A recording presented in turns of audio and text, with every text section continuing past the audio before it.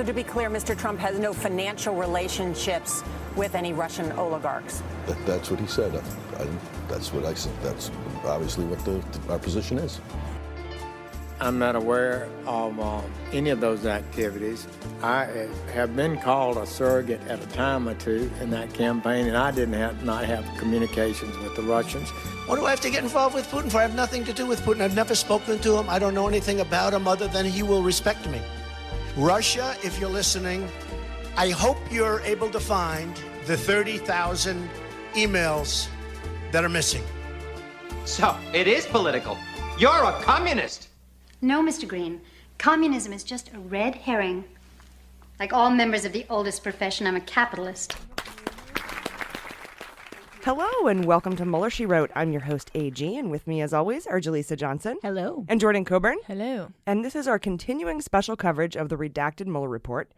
This is part 11, and today we're going to cover section 2 of volume 2 of the Mueller Report, pages 15 through 24, section A, on Trump's reaction to public reporting about Russian interference. So that's where we're at today, pages 15 through 24. So if you want to stop now, read ahead, come back, or if you don't care and you just want to listen, hey, how's it going?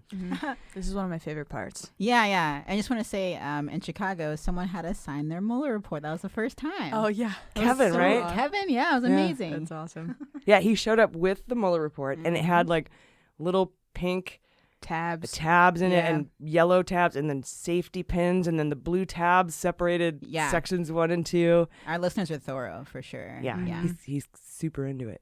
Definitely. I was like, you look like a law student. Just totally marking and annotating everything. Exactly. It's wise. That was a fun show. So oh yeah, we appreciated that. So anyway, like I said, read ahead or just listen. We'll go over this section by section for you. And thank you for wanting to know more about what's in this report. As we know, section 2 covers obstruction of justice. The first 9 parts of this series covered the contacts with Russia, and that was volume 1. And last week we went over the introduction and summary of volume 2. So here's where we are. So let's get started. This section is entitled Factual Results of the Obstruction Investigation, and it details the evidence Mueller obtained during the obstruction investigation. Nice. The introduction here, Mueller says this summary will cover Trump's response to the Russia investigation. Then the key events Mueller investigated, including Trump's conduct toward the investigation of Flynn, Trump's reaction to the public reporting of Crossfire Hurricane, the termination of Comey, efforts to terminate Mueller, efforts to curtail the scope of Mueller's investigation, efforts to prevent disclosure of information about the June 2016 Trump Tower meeting, and efforts to have Sessions unrecuse himself from the investigation. Oh, and Trump's conduct toward McGahn, Cohen, and other witnesses as well, because that plays into his intent. So that's also listed out in the forthcoming sections. Mueller tells us he will summarize the evidence and then analyze it using the 3 elements of obstruction, which we went over last week, and include an obstructive act, a nexus to a proceeding or a connection to a proceeding, and the intent, corrupt intent, right? You have to have that sort of knowing, willful, corrupt intent to be guilty of obstruction of justice. And this is the roadmap for Congress because, as we know, Mueller refused to indict based on the OLC memo, and he also refused to accuse the president, as he would not have an opportunity to defend himself in court because he can't be indicted. And that was Mueller's little extra step of, I don't know, cuteness. I don't understand why he did that, honestly. I'm not sure why he just didn't go ahead and accuse the president of obstruction of justice. But his argument is, since I can't indict him, he doesn't have a way to legally defend himself from my accusation. So that's not fair. Yeah, maybe he's hoping that with all this evidence, people will say it for him so he won't have to be the martyr.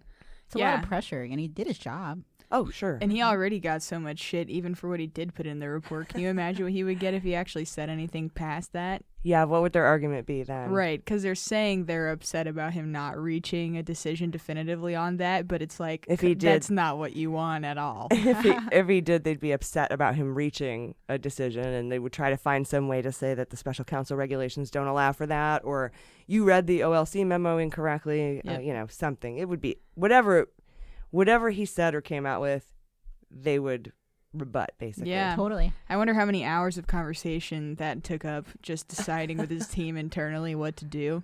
Because, like, it's just a damned if you do, damned if you don't sort of thing. I wonder, like, where everybody stood on that, all his prosecutors, like, if some people were for it, and then Mueller just made the executive decision not to, because there's a lot of people on his team. I would imagine some of them might share. 17 angry Democrats. Right? Yeah, some of them actually really angry. So. Yeah, I'd be interested to know, too, what the vote was, or if there even was one, or if Mueller just came out and said, this is what we're doing. Yeah. He's a moderate at heart, right? That's just Mueller. He's pretty conservative. Republican. Oh, even okay. Yeah. I guess moderate considering the alt-right. Yeah. True. Everything's changed now. Everything's shifted. Anyone who doesn't have Satan growing out of their face is moderate. I like that image of a slow growing Satan just growing out of the face. Hey, you got a Satan on your face. Your face looks weird, bro. Yeah. I want to nip that in the bud, like Satan. The Satan bud. So Section A here is the campaign's response to reports about Russian support for Trump. And that's important because it goes toward intent, right? They want to kind of prove Trump and his buddies knew or were upset by or at least confused or concerned about the Russia investigation. And so they gathered all the evidence they could to prove that. The footnote here raises an important issue brought up by multiple Republicans during the Mueller testimony, and it says that this section cites various news stories, not for the truth of the information contained in the stories, but rather to place candidate Trump's response to those stories in context. So what he's saying is, I'm not saying these stories are true or false. I don't give a shit. What I'm saying is Trump's response to them, regardless of how you would characterize these stories, is what's important here. And I'm providing the context by giving you what was in these stories. Mm-hmm. So, Debbie Lesko, specifically, Republican from Arizona, she told Mueller that all he did was regurgitate news stories. And then she said, you cited the Washington Post 60 times and the New York Times 75 times and Fox News about 25 times. Quote, I've got to say, it looks like Volume 2 is mostly regurgitated press stories. And Mueller could see this argument before she ever thought about even making it. That's how simple and basic she is. So, yeah. Sorry, go ahead. No, go ahead. Yeah, like, where do you think the news is getting the information also? It's like a lot of things that have come out of all of the, well, not all of them, but most of the reporting we heard on obstructive acts came out as a result of the report, right? Yeah. Like, what is she even talking about? Well, these specifically, just the whole story of how the investigation happened. So this is why the whole idea of fake news is so dangerous. It's like when you report what's on the news and it's supposed to be factual, people are like, no, it's from CNN, so it's automatic bullshit or something, or Fox News, so it's bullshit. It's like, that's not how we should look at the media, but Trump's done a really good job of painting people, as journalists, it's just these dramatic people that don't have facts anymore, even though he's that exact person. Right. And what Mueller's saying here is, hey, lady, I know you're going to be a dick about this in the future. So what this is about is me putting out the news stories that Donald Trump reacted to. Mm-hmm. No more, no less. So got it. Whether you like them, don't like them, think it's fake news, think it's real news, want to wipe your butt with it in the morning, I don't care. This is just how Trump reacted to them. And I'm not going to sit here and put in my report, Trump reacted to news stories by doing this without citing news stories, because then your dumb ass would be all, where are all the news stories you're talking about? Mm-hmm. Yes. Okay, that's still dumb, but that makes a lot more sense than what I was thinking she was saying. Yeah. She's saying stuff that happened throughout that time You're too smart period. to even comprehend what she was getting at. That's how dumb her shit is. Yeah. Well, I kind of I forgot that he did do that in some points in the report. Say, for example, like Lester Holt, which is one of the biggest freaking cruxes of his obstructive acts. Yeah, this whole thing with Russia. Yeah, it's like, yeah, it happened on the news, but I mean, I guess in the sense that a conversation happens on a planet, like, right? I don't know. Why are you citing Philadelphia? Just because he was standing there? Fake state. I don't believe you. But yeah, these news stories are just here to provide context for Trump and his campaign's response to the public reporting. Like I said, had he left them out, the context would be missing. And as a grown-ass woman, she should know that. Anyway, let's go. Arizona, shut up. Most of the Republican arguments were based on tricks or half-truths anyhow, if you noticed that when you were watching the Mueller testimony. And they're extremely easy to spot if you've been paying attention. Mm-hmm. So during the campaign, and these are the kind of news stories we're talking about here. During the campaign, the media raised questions about the Trump campaign in Russia, especially after WikiLeaks released the stolen emails and documents from the DNC, the DCCC, and John Podesta. And Trump denied any contact with the Russians, despite secretly working with them through Sater and Cohen to construct Trump Tower in Moscow. He also publicly expressed skepticism that Russia was involved at the same time he and other aides sought info from redacted Roger Stone about future WikiLeaks releases. So while he's sitting there saying, this whole Russia thing is a hoax, you're so stupid, hang on one second, ring, ring, hey Roger Stone, so when's that WikiLeaks dump coming out? Cool, bye. Basically. That's exactly pretty much what happens. And he'll go over in the details like how he knows this, because basically Gates told him. I was in a car when they had a call, and Gates told Mueller, and I think that Manafort also told him that. So it's just really interesting. That, that they're like, oh, there were nothing. I don't listen to Ruff. What do I need to talk to Putin for? I have nothing to do with Putin. Meanwhile, in his pocket on hold. Recently he said to like a press group of journalists outside of the White House that he knows nothing about Russia. Just now he knows nothing at all. Yeah, and Mitch. Nobody knows less about Russia interference than Mitch. Yeah, it's the same comment. Yeah. That's a weird way to say that you're dumb, but okay. At least he's admitting that now. I buy it, sure. So anyway, the media raised all these questions, right? And Trump also publicly expressed skepticism that Russia was involved, like I was telling you, but also while in the meantime taking calls from WikiLeaks and Stone and talking to Gates and Manafort about it. It was just a mess. So after the election, there was more reporting, and he continued to deny it, even though he privately told his advisors that the media reports could lead people to question the legitimacy of his presidency. So out of one side of his mouth, this Russia thing is a hoax. Out of the other side of the mouth, people are questioning my legitimacy because of the Russia thing. Mm-hmm. How can both be true at the same time? I can kind of see his logic. He's like, this hoax is really hurting my optics, but I also don't personally think it's a hoax. But I kind of see how he might convince himself of that narrative. Yeah, maybe. And that, and that he just told his advisors, like, this hoax is bumming me out because it makes me look illegitimate. Mm-hmm. So Mueller then goes through the media reports, all of which we know because we reported on them when they happened. But in early 2016, he indicated he wanted a better relationship with Russia. He said he'd get along well with Putin, and he questioned NATO alliances, calling NATO obsolete. He praised Putin on several occasions, and Russia perceived him favorably. We know all this. This is all from public reporting. So this is the kind of stuff that she was talking about. Yeah. Got it. Mueller's saying, here's what the reporting was. Totally. And because if Mueller came out and said, here's what the facts are, not what the newspapers said, but here's what the facts are, and here's how Trump responded to him, the Republicans would argue those facts. Mm-hmm. So Mueller has to come out and say, here's what the news reports were. Mm-hmm. I'm not telling you that these are true or not. I'm just saying here's what they are, and here's how Trump reacted to them. And therefore, there's just no argument to it. Right. You can't, fake news doesn't matter. It's how you reacted to it. Again, kind of a damned if you do, damned if you don't sort of thing. Yeah. Talk about like the news reporting versus the actual facts of what happened. True, which he has evidence of. Yeah. But he's like, I'm not even going to rely of the thing that he reacted to. Yeah, exactly. And he's like, I'm not even going to rely on my evidence or assume that he was reacting to reality. I'm just going to say he was reacting to what was on the news because that's what he do. Mm-hmm.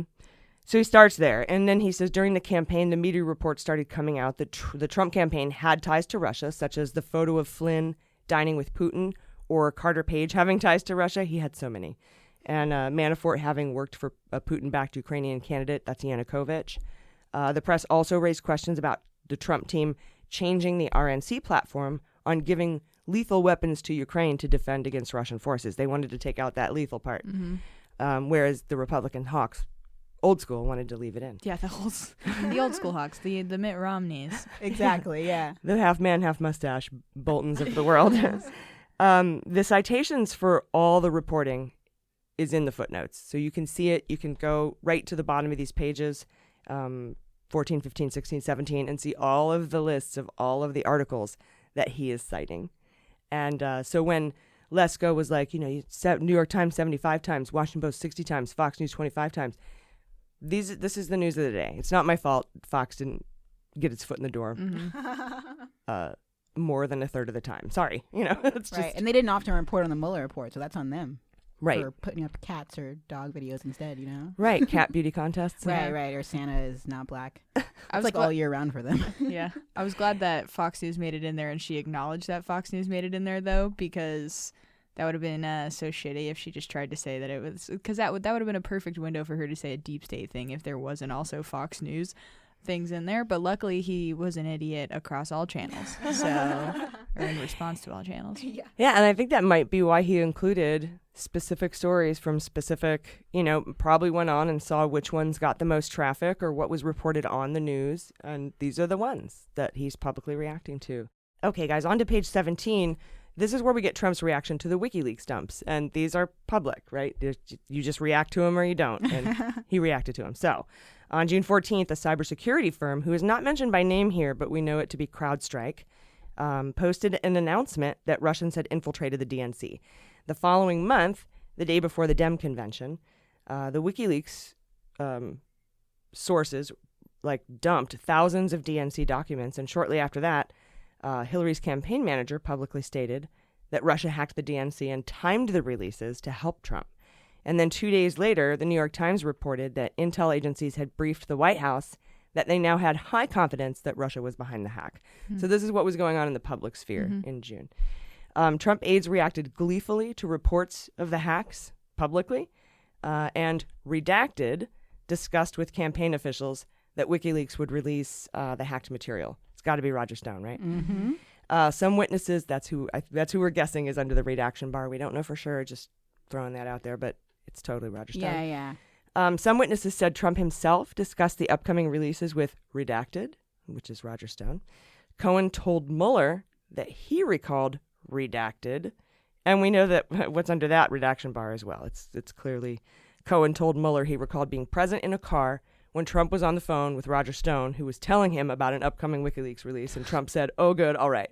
That's redacted for harm to an ongoing matter. It's so interesting. I think of the Girls Gone Wild videos from the 90s, but it's fuck boys going wild. I just imagine the redacted bars are just tempting us or something. Ooh, what's Lift under him up. there? Ooh. Yeah, censored. Those were awful commercials, by the way. Oh, they were so bad. So Spring awful. Break. Yeah. Mm-hmm. And they were always on, I was always the last kid that was awake at the sleepover, so all my friends would be asleep and I'd just be looking around and looking at this chick's barred out tits on the screen. Yeah. What is happening? You and me both, dude. Why am I here? Yeah, but then I kept watching. Yeah, I mean, hey. Because SpongeBob was on next. You gotta wait for SpongeBob. Definitely. Get through the titty redactions. No, I think actually, if my memory is correct, it was Cheetahs. Oh. Oh, wait, sorry. A Cheaters. thousand Sorry, beautiful- Cheetahs is a strip club. Yeah. See, they Cheaters. confused you. It's not your Cheaters fault. is the show. Yeah. Oh, yeah. Sometimes they'd get in fights. I know. This is good late night TV for, Oh, yeah. for an 8-year-old. Nick at night. Yeah. Weird sleepovers. This is all coming together now in my the trauma brain. surfacing. That explains a lot. Anyways, redactions. Cheaters, dun dun dun, and they do the fights, and that guy will be like, "What are you doing here? Who are you? Who's this lady?" And then hair wigs come off, and it's Yes. See, that could be the Mueller movie. Yeah. and the shirts, and then they Oh yeah. redact their bald heads. Yeah. No, that doesn't I happen. can see it. It's like Cops for Love. It's very cute. That should be their tagline. Bad boys, cheaters, cops for love.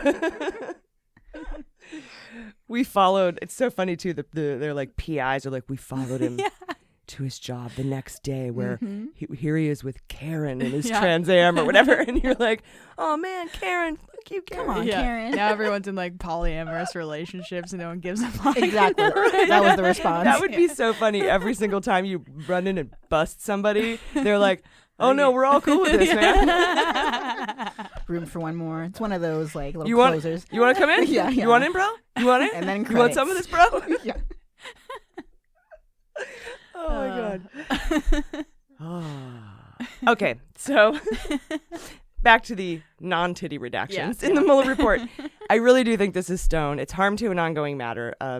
But Stone is only being charged with witness tampering, lying, and obstruction, not conspiracy, not conspiracy against the United States, broader conspiracy to hack the election, etc. He's not being charged with that, at least not yet. I don't think that he will be, but I'm interested to see what the declinations say at the end of this particular volume. Definitely. It probably is all redacted for harm to an ongoing matter. So maybe we won't know until we don't know. So we'll just keep on not knowing. There you go. But, that's who I specifically think this is. But he's only being charged with witness tampering, lying, and obstruction. He's not being charged with that greater conspiracy. But it's redacted here regardless. And probably just because it is an ongoing matter. Doesn't matter what the matter is or what he's being charged with. It's just an open and ongoing matter. So Yeah. he doesn't want to taint the jury. Taint. Let's see, on to page 18. And this is where we learn that Manafort told Mueller that after the WikiLeaks July 22nd release, he spoke to Trump about something redacted. This whole paragraph is highly redacted for harm to an ongoing matter. But from what I can piece together from public reporting and the way that this is written, I think I can infer that Trump told Manafort to keep him updated on what Stone was doing with WikiLeaks. And Gates and Manafort were sort of assigned as the point men between Trump and Stone. Gates was also present for a call between Trump and Stone. Mueller also appears to indicate that the releases of WikiLeaks information were discussed within the Trump campaign, and they were planning a whole strategy based on the release of the Clinton emails, based on these wiki dumps. Right. And this is an important distinction because it says Clinton emails, not Podesta emails in the report. Yeah. Isn't that interesting? Distinction. It is. Yeah. So they were planning a strategy based on the release of Clinton emails. Why do you think that's the case? It seems to me that they thought they would be getting Clinton emails from Russia before they actually had their hands on them, which indicates not just a plan or a strategy, but that it was coordinated. Totally emotive. Yeah, Yeah. exactly. Because sort of develops sort of this underlying, where there's no crime, underlying crime. There doesn't have to be, but that's kind of one. Whether or not you call whether or not they got the Clinton emails per se versus Podesta emails versus DNC or DCCC documents, it shows intent, right? And that's seems what this whole chapter is. I talk about that a few times in here. What is this chapter even for? I think he's just trying to show that Trump had a reason to be scared and to cover shit up. Yeah, it's really important to include that. Yeah, and his reactions to these public reports that came out from WAPO or New York Times or Fox show that he cared about it and at least was either trying to obstruct it or lie about it, but he didn't just ignore it and not care. So yeah, this is the acting guilty chapter. This is the consciousness of guilt part of the story. All right, guys, on to part 3 on page 18, and this goes into the Trump campaign reactions to allegations that Russia was seeking help from Trump. After the WikiLeaks dump on July 22nd, Trump rejected Russia was helping him and tweeted that it was crazy to even suggest that Russia was helping him or that Russia was dealing with Trump. And for the record, he had zero investments in Russia. That's what our position is. You have no dealings with Russian oligarchs. Yep, that's what he said. What a good question that was. That's what I said. Yeah. That's what our position is. So this is the epitome of gaslighting, by the way. A person calling you crazy for believing something that's true. Yes. And I feel like this is where it started when Trump started saying, this is insane if you believe that we had any contacts with Russia or that I have any business dealings with Russia. What do I have to do with Putin? What do I have to do with Putin for? All I know is he will respect me, And you're crazy. You are insane if you think that there's anything going on here. And that's like the first big gaslight of this entire administration. There were several, but this one really got to me. Really, bro? I'm crazy? Yeah, the inauguration photos were my first gaslight moment. I was like, are you really saying there are people in that crowd? Are these You're not crazy real if you don't pictures? think it was totally sold out. Yeah, You're I felt insane crazy. if you think Obama had a bigger crowd than me. I was like, why would you lie about that when we can all see it? But that showed me that he's willing to lie about anything for Sad dick any energy, reason. for sure. Yeah. Mm-hmm. Yeah, and so that sucks when you're being called, oh, you're overreacting, you're being crazy, you're insane that you think this, when it's actually true. And I think that's central to Trump's strategy, basically, since the beginning. Trump continued gaslighting us the next day in a press conference, characterizing the whole thing with Russia as a total deflection, far-fetched and ridiculous. That's the July 27th speech where he also said, Russia, if you're listening, I hope you're able to find the 30,000 emails that are missing. I think you will probably be rewarded mightily by our press. That's quoted in here in the Mueller report. So we were prescient enough to see that was important when we stuck it in our opening. Yeah, who knew? Just had a feeling. Yeah, that opening really wound up being some of the best sound bites. Yeah, it Right, just happened naturally. Yeah. As the story unfolded, we're like, whoa. yeah. Look what we did. Oh my God, we said that. It's the soundtrack to the Mueller Report. One of them is in jail and wasn't when we started. Yeah. That's so true. Yeah. Yeah. Sessions. Crazy. Some people think the clue thing is really prescient of the Stormy The red herring. Daniels. Yeah, like capitalism and being a stripper or like, A sex porn worker? star. Yeah. They're like, they think it connects. They think we had that intentionally in there for that reason, but that happened after we made it. So yeah, it just worked out. I knew. I totally It's didn't all know. part of your plan, AG. Dude, I so knew. Well, you had a feeling. We started with Manafort. And you're crazy if you think I didn't know. Oh gosh. So during that press conference, the speech, I hope you're able to find the 30,000 email speech. During that press conference, Trump also uttered the words, "I have nothing to do with Russia," 5 times, saying the closest he came to Russia was that Russians may have purchased a home or condos from him. And if you listen to our last Daily Beans episode, you ain't just whistling Dixie. It's pretty much only Russians that buy his condos in Trump Tower. And Russian cats, apparently. Yeah, and cats and crimers. That's right. Yeah. The cats are probably innocent, though, hopefully. Crime cats. Yeah. Little Russian CBS mob cats. Yeah. Dude, we would have the best half hour on CBS, or the best primetime slots. Definitely, yeah. With cheaters for polyamorous people. Cops on Love, is that what it was? Love Cops. Cops for Love, there we go. I bet they train cats. Yeah. Oh, for sure. I bet any government. I learned this when I saw an article about Russia. They found like a beluga whale or like some kind of whale that had been tampered with. Essentially, it was like being primed as like a animal spy. It had a body cam. Yeah. Are you gonna tell me that I have sharks with friggin' laser beams on their friggin' heads? Exactly. It's real. And I was like, Totally. only Russia would do this. And then someone was like, the U.S. did the same thing with dolphins back in like whatever. So We did. We now I trained just assume dolphins. crime cats. Freaking Crime cats. Yeah. Yes. I'm trying to think of another alliteration, but I am done. I like it. That's pretty good to start. Yeah. I like it. And again, as I'm saying, like Russians buying Trump properties, total understatement for Mueller here, because he didn't even put these numbers in here. We just know these to be true. Over 25% of the sales of Trump condos, over $80 million, $84 million of his real estate transactions in Florida alone were with Russia. And that doesn't even get into the Russians who bought condos from him in New York or Chicago. And most of these transactions had been red flagged as potential money laundering transactions. We know that. And not to mention that Florida mansion that Rob Lavlev bought from him for twice its value. It was like worth $50 million. He bought it for like 100, I think 44 and 90 or something like that. And then he sold it in under 2 years, turned around and resold it in under 2 years for half of what he paid for it. Huge red flag for money laundering. Another obvious money laundering, just racket. It seems to me like this is what half of Trump's properties are for. Is washing Russian money. Makes a lot of sense. And that's why Deutsche Bank was like, we'll go ahead and lend to you, even though you're bankrupt a million times and have no money. And he built that casino that had like more stories of hotel rooms than was even like allowed by the fire department. And they were like, why are you doing this? This is a bad idea for a casino. And I think it's because he had these money. Yeah, backdoor deals to find ways to really make money from those condos. Yeah, or hotel That's rooms. a good point. Yeah. Yeah, and he even admitted during that 30,000 email press conference that after the Miss Universe pageant, he wanted to do a deal in Russia, but said none of them ever went through.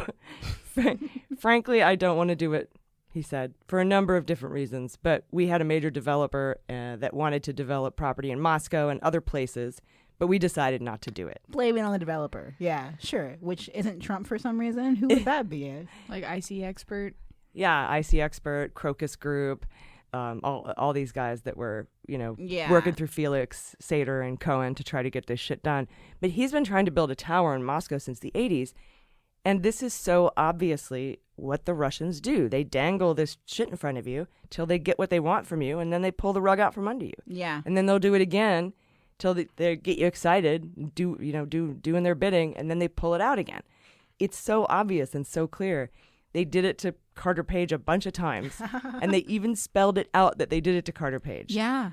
In the book, They're bragging. Russian Roulette, they were like, here's what we do. We promise him things. He brings us documents. We get documents. We tell him to go fuck himself.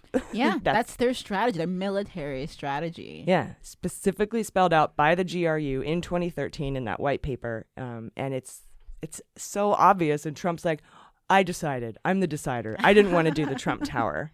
Yeah. Even though he promised Putin a $50 million penthouse, which Mueller didn't put in the report. It's not in there. Interesting. I thought that was important. Yeah. Where was that initially reported? New York Times, I think. Okay. Did he mention Ivanka having the spa and jewelry store in there? I wonder who's covering that then, because, I don't know, that can't just be done with, right? That's pretty suspicious. Yeah, all of it is. Yeah. Right? So you're like, where'd it go? Where'd it go? Because this is really, he's only bringing this up not for the fact that trying to get a deal done in Russia is legal or not, just for his to go toward his motive of why he's lying about it and trying to cover it up. Mm-hmm.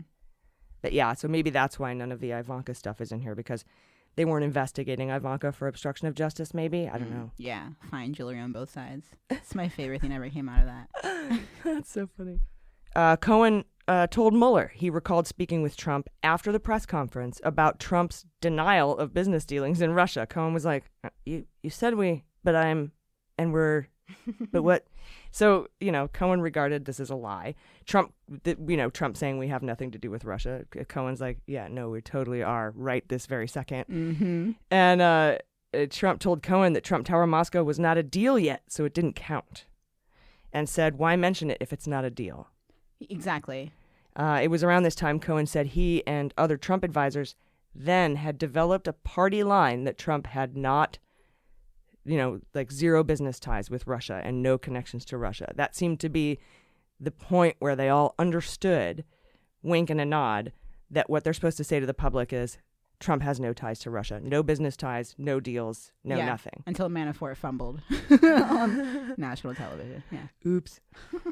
Something else Mueller mentions here was that in response to the public reporting on his ties to Russia, the campaign did a lot of stuff to distance itself from Russia, which shows consciousness of guilt, right? I think it's really interesting he put this in here. So. Yeah. Mm-hmm. We've already gone over a lot of these in the report in volume 1, like when Trump folks would say in emails, hey, we have to keep this on the down low because of the optics. It's not a good time to meet because of all the reporting on Russia. We saw a lot of that in volume 1, didn't we? Mm-hmm. And Mueller gives some examples here, including when J.D. Gordon declined an invitation to Kislyak's house because the timing was not optimal in view of media reports about Russian interference. And when Manafort was asked to resign, amid media coverage scrutinizing his ties to Yanukovych. That's another example of distancing themselves from Putin, basically, right? Yeah. Also, when the media published stories about Carter Page, they fired him and told the press he played no role in the campaign. Distancing themselves from Papadopoulos. That's not in here. But all of this... Yeah, coffee boy. Yeah, just a piece of cafefe boy. But all this pushing away, right? Yeah. And then, I don't know, maybe to play devil's advocate, were there times when he actually did become closer to Putin and it looked weird? Because I want to say there were examples where we're like, dude, you're like, being looked at right now. Why are you doing this with this dude? I feel like there were times when he might have gotten closer to Putin while being monitored for all this. So I like that Mueller included this. Maybe there were more examples of him, pushing away, but it was a very push and pull kind of thing for a while, like as if Putin was pulling him back in and against Trump's will, perhaps. Yeah, and something that's not mentioned, the meeting in the Oval Office with the Russian ambassador and the other Russian guy, and the American press not being allowed in, or us having to find out about the 6 Trump-Putin phone calls from Russian state television. Totally. In Helsinki, like him saying weird things that clearly go against American, intelligence, it was almost like he was doing it with kind of a metaphorical gun to his head. Or I don't know, maybe he actually thinks this, but I feel like sometimes Trump is forced back into Putin's circle when he doesn't want to be. And all of that, so not all of that's in here, which goes to show, I think, that Mueller was like, I've got enough evidence just through the first 8 months of the campaign. Totally. To go toward corrupt intent, or to show that you have a motive to obstruct the investigation. So it's just really interesting. And I think he says he does this in 2 phases, pre-Comey firing and post-Comey firing. Yeah. So maybe we'll sort of see a A shift in behavior. A shift there. Yeah, that makes a lot of sense. When we get to it. But then we get to October 7th. And October 7th was crazy. WikiLeaks dumped the first set of Podesta emails on that day. It's the same day the government announced that the Russians directed the recent compromise of emails. Obama made a public announcement and linked Russian hacking to the WikiLeaks releases with the goal of interfering with the presidential election. That became public from the administration. Further, they concluded that this could have only been authorized by the senior-most Russian government officials, Putin, basically. Yeah. Some other things that happened on that day, October 7th, that aren't mentioned here, but we should provide some context for you. Both candidates were holed up, practicing for their debates while Hurricane Matthew was approaching Florida. They were both briefed on Hurricane Matthew. And then the Cubs were about to start the World Series that they would eventually win for the first time in over a century. Also, October 7th, the Access Hollywood tapes were dropped. That's the I grab them by the pussy tapes. And also that day, Trump had accused Obama of ignoring the border so immigrants could vote. Like he accused Obama of turning a blind eye to let people cross the border so that there would be more Democrat votes. And that was makes his sense, first. because you don't have to show your ID or anything when you go to vote. Like you could just waltz over the border and into a polling location. Totally. You don't have to give your name or anything. Yeah, or like verify your address and Ahead of time. Yeah. That's Nope. so stupid. Yeah, and it is dumb, but this is his first attempt to say that the election was rigged for the Democrats. Yeah, and that the borders are a big problem. I guess he'd been saying that, but really pushing it. But as mostly president. that, the only reason he lost the popular vote was because 4 million immigrants were allowed to vote. That's right. That was totally debunked. He even created a whole agency to look into it, Chris Kobach, the Kansas guy, I remember that. to look into voter fraud. And after about 8 months, they're like, we got nothing. And they had to close up. Yeah, I remember. That was crazy. Like for to register to vote and then to actually vote, you have to have an ID, don't you? Yes. I So believe the only way that someone would do that is if they successfully had a false social security. You know what? An identity. This reminds Which me I know too. happens, but Yeah, it does. And yeah, they that's like they actually found 4 people who had illegally voted, but they were Republicans. Yeah. They used 4 dead people. people's do you remember information. Acorn? Yeah. Yeah, no, Was it? really- Yeah. Yeah. that whole thing. Acorn. That's so true. People taking all the exactly. Just it's like that's almost as bad. Sorry, that's almost as bad as being like baptized when you're dead. Totally. Oh, Like, yeah. Don't vote for me. You don't. You don't know what who I I want. I'm know with you her. like. Yeah, like this ground's getting pretty hot. I want some Right? Democrats. I feel him. I smell him. Right. So Roger Stone, what a douche. He'd been teasing an October surprise since about October 1st. Oh, here we go. John Podesta's time in the barrel. All those texts, stay tuned. Hillary, so he's doing that. And he's like, stay tuned. He said that day. And eventually the Access Hollywood tape came out. And eventually, within hours, Clinton's email was hacked, which isn't mentioned in here. Because, again, this is about intent on obstruction, not about the hacking. So it's just about his reaction to what was going on. And so Hillary was also dealing with the fact that someone hacked and released her mobile number. So she was receiving hundreds of calls and texts with death threats God. and the like that day as she's trying to debate prep. And here comes Hurricane Matthew. And it's just an Jesus. insane day. Wow. So it got so bad, they had to replace her phone. So it was an intense day.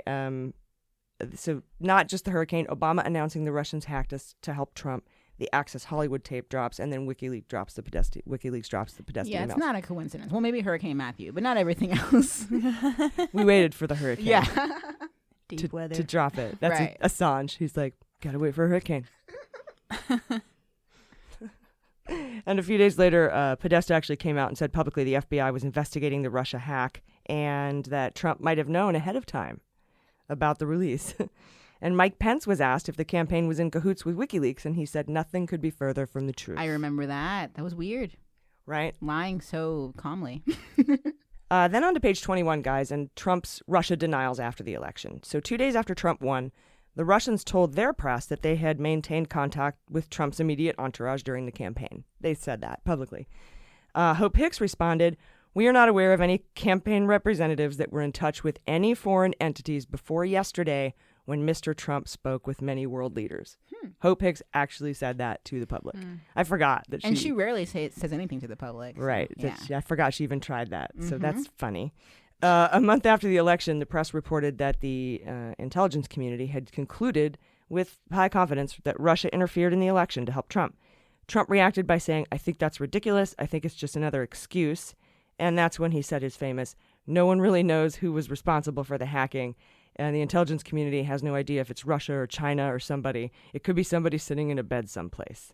Well, we don't know where Guccifer 2.0 was sitting, so I guess technically he could have been sitting in his bed. Yeah, I would have have been 400 pounds. I've never seen his face. He might have been. That whole DC leaks and Guccifer 2.0. Those were the two original ways that they were gonna try to release these emails, the Russians, and then they hooked up with WikiLeaks. WikiLeaks actually contacted them, if I remember correctly, from Volume 1, like, "Hey, bro, you want to, we can, hey, huh? Yeah. You, me, huh?" And so that is also protected under First Amendment stuff? Yeah, I guess so. Tricky. Yeah, that's interesting to solicit it and distribute it, right? But again, if this were flipped and it were information that The dossier. I was passionate about being released to the public, then I would be like, yeah, fuck yeah, that should be protected. Yeah, totally. You should be able to get that It's shit. true. Totally. Yeah. So after he did that whole it could be somebody sitting in their bed, Trump added the Democrats were, quote, putting out the story because they suffered one of the greatest defeats in the history of politics. Jesus Christ. Even though we got more votes. Yeah. Greatest defeat in the history of politics. I mean, his base really believes that, though. Yeah. Fucking idiot. They don't look stuff up. It's Maybe in fine. the sense that it was the furthest thing that anyone would ever believe that Good you were point. going to get elected. Maybe in that sense. Most makes- improved? Yeah. Yeah, VIP or not VIP, MVP. Yeah. Yeah, totally. Biggest mindfuck? Maybe that. Yeah. But yeah. Yeah, when everyone goes, "What? yes. What, bro? What?" Yeah, Yes. maybe the biggest "what, bro?" Totally. election of all time. But then we get to December 18th after the election, about a month, a little more than a month after, Reince Priebus, who we call the Mole, went on Fox News and said, "Even this question is insane. Of course we didn't interface with the Russians." And there it is again, insinuating that we're crazy or insane for thinking the Trump campaign had any contact with the Russians, where we have 200 pages of it, and that's just a summary. Yeah. And we still think he's the mole, right? That was just mole I behavior. do still think he's a Okay, mole. I cool. think he's given a lot of interviews and a lot He of reporting, has. and I think he told Mueller a lot. So Okay. Yeah, Um, he's shown up in pretty much every book we've read. Yeah, it yeah, seems. it's Yeah. true. Yeah, in one way or another. He's really playing along with them, though. It's interesting. yeah, and here he is saying, "You're insane if you think we had contacts with the Russians." And then when the Mueller report comes out, we have over 120 contacts with the Russians during the course of the campaign. Just that we know about. Yeah, and that's just in the summary. Yeah. So Priebus then repeated Trump's insinuation that the entire thing was a spin job, and people should be asking why Democrats were doing anything they could to delegitimize the outcome of the election. Spin job sounds strange. I'm glad you jumped on that. I was also going to. Spin job. Yeah. Spin job. Does Cindy Yang know anything about that? Yeah, exactly. Gonna confuse some kids listening right now. Coming up Right. on Cops for Love. It's a spin job. So 10 days after that, after the previous Fox News good times, on December 28th, the Obama administration announced their sanctions in response to Russian election interference. And when asked about the sanctions, Trump said he thought we should get on with our lives. Another trope he uses over and over again when it comes to the Russia investigation. It's over. It's time to move on. It's exactly what Nixon tried over and over during Watergate. Trump put out a statement saying it's time for our country to move on to bigger and better things. Like more treason, bigger treason. The Mueller report's pretty big. Oh, true. Very thick. Yes. I thought it was great. So, but anyway, yeah, he was trying to just sweep it all under the rug. Like, let's just move on. Let's just nothing to see here. Kind of exactly what he was doing with his loyalty asks with Comey. Like, just Flynn I fired him. Let's just let it go, bro. Yep. You know, and trying to move forward and brush it all under the rug. And his advisors are like, this isn't it. It's not over. Right. Maybe Sorry. in his former life, he was able to do that as, CEO of. Yeah, as a Trump personal everything. businessman, Yeah. or somebody who had a person like Cohen, as your fixer, Yeah, and no spotlight on you. fixing things. Yeah, for people you. could let things go. Telling people to not release his grades, or telling women to not say that he had sex with them, Get an or that he abortion. got an abortion, or Yeah. that they got an abortion, or that anything. Yeah, You he really was kind of a king before this, and he just that same mentality just transferred into a government position, and it's totally I think he different. hates it. I think it's driving Yeah. him crazy. I don't think he knew it'd be No. that bad. Yeah. He totally didn't. And A week after that, after the Obama sanctions were announced, Trump was briefed on Russian interference. And after the briefing, the intelligence community released its public version of its assessment, which concluded with high confidence that Russia intervened in the election with the goal of harming Clinton's electability and with the goal of helping Trump. And as we know, Trump and Bill Barr are now looking into this determination. They're investigating it and will likely release information about the only conflict between the agencies that happened when this report was created, which is that the CIA and the FBI had high confidence that the Russians interfered to help Trump and hurt Hillary, where the NSA had moderate confidence. And there were some probably discussions behind the scenes about we have lower confidence, not low confidence, but we have lower than high confidence. It's called moderate than you, and here's why. And I think those things can be taken out of context and used by Bill Barr and the Trump campaign to say, look, there were people within the intelligence community who didn't agree with this assessment. Totally. When really the only difference is instead of they super did it, they mostly did it. Yeah, most likely did it. Yeah. We're pretty sure. Right, but semantics work out for privileged people. You know, they get away with those little tiny loopholes. Yeah, and the cherry picking as well. So it was just extra funny when Nunes actually went cherry picking and put the photos of it on Twitter. He must have been trolling. He's got to be self-aware, right? Yeah. I don't know. I don't know if he's like, knows. I don't care what you think. Yeah, look, I'm literally cherry picking today. Yeah, what are you gonna do Suck about it? Yeah. Seriously, he's a piece of shit. He is. Moo. Anyway, I really do think Trump's going to try to show this as some sort of disagreement in the intelligence community about Russia, being pro-Trump or something dumb. It's totally not credible. Watch for it, and then he's going to call you insane if you think otherwise. So just be prepared for that. Good thing we don't need a consensus if you broke the law. Yeah, totally. On to page 23 and how several days later, BuzzFeed published the Steele dossier. And Trump responded, it's an absolute disgrace. Yes, you are. I have no dealings with Russia. I have no deals that could happen in Russia because we stayed away.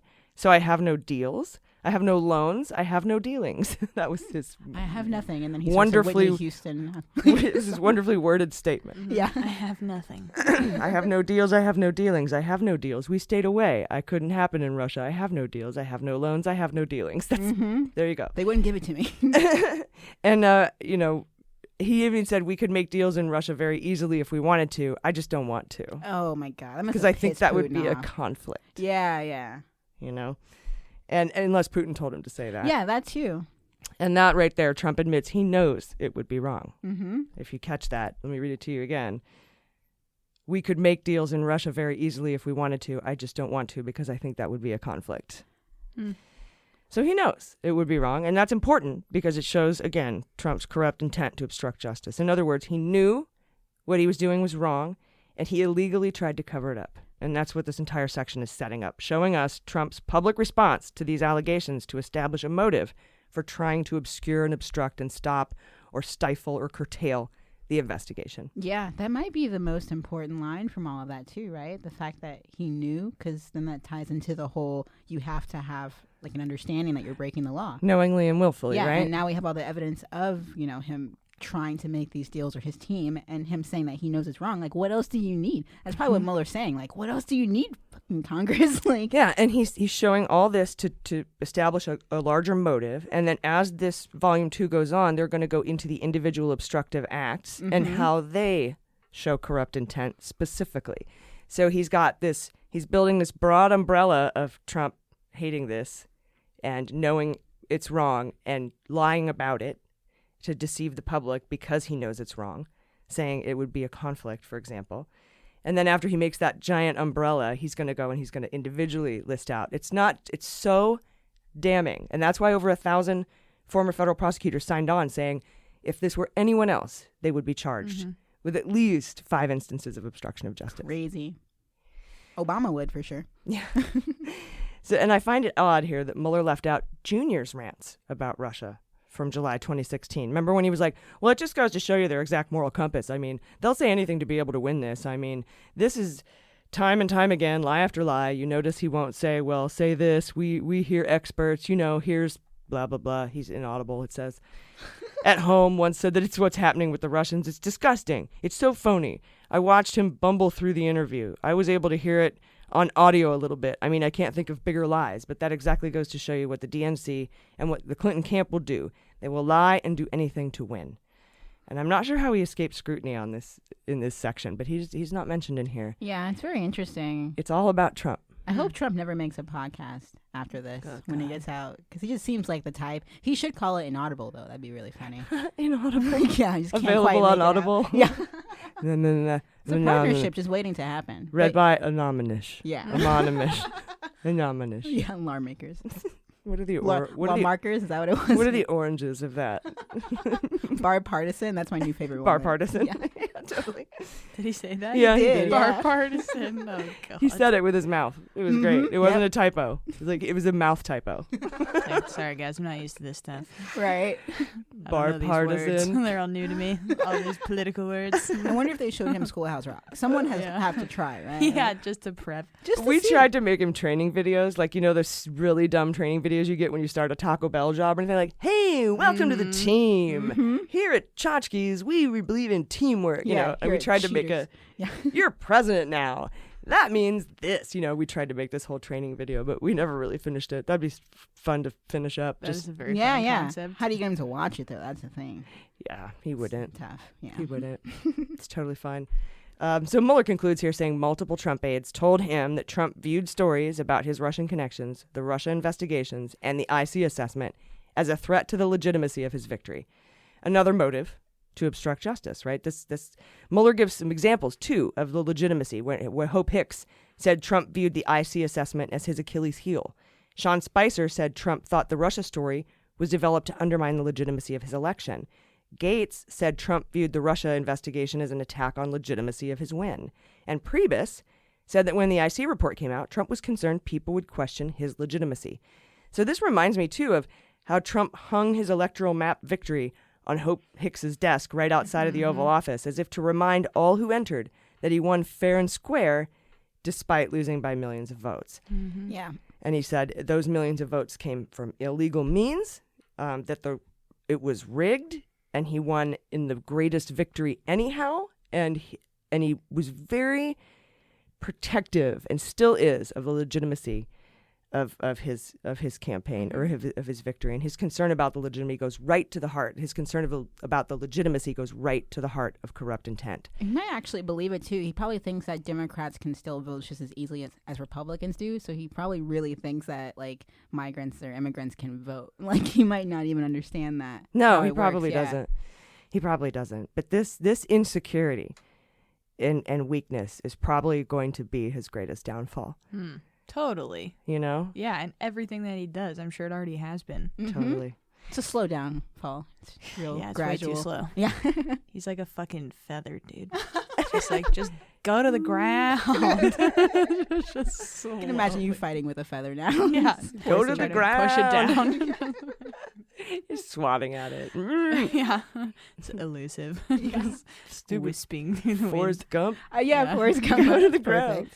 I just felt like running. You seen that Trump meme Are you too good for your home? Which Trump meme? where he's sitting at the bench like Forrest Gump and it says, "One day I just felt like running." It's so good. Forrest Trump, I think is what it was called. Forrest Trump. Oh my God, that's funny. so great. Your mom sure does care about your schooling. I can't imagine who wouldn't like that movie. I've heard some people don't. Like, that's a classic. Really? It's so easy to watch. Yeah, I love it. It's like peanut butter. Well, some people die if they have peanut butter. So, Oh, yeah. sorry. Didn't mean to. I'm going to get emails. I apologize. I didn't mean to peanut butter shame. Join us next week, guys. We're going to cover part B of the president's interactions with Flynn. That's what this part B. I'm going to try to get it all into one. If I don't, we might have to split it up into two. But check out part B. Read ahead if you feel like it. And as we're going to further explore the evidence of motive to obstruct justice. So, do you guys have any final thoughts? No, this is fun. There's a lot of potential sketches that came from Honestly, this. yeah, Yeah. I dig it. I like the Forrest Trump meme. Yes, we got to find that. Put that Yeah, in I'd a be finna newsletter make or more of something. those. Yeah. Totally hack their premise. We'll give them credit. Yeah. I got to pee. Meme royalties. All right, guys.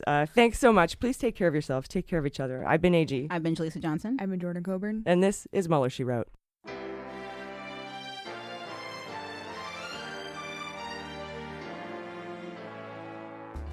Mueller, She Wrote is produced and engineered by AG with editing and logo design by Jaleesa Johnson. Our marketing consultant and social media manager is Sarah Lee Steiner, and our subscriber and communications director is Jordan Coburn. Fact-checking and research by AG, and research assistance by Jaleesa Johnson and Jordan Coburn. Our merchandising managers are Sarah Lee Steiner and Sarah Hirschberger Valencia. Our web design and branding are by Joelle Reeder with Moxie Design Studios, and our website is MuellerSheWrote.com.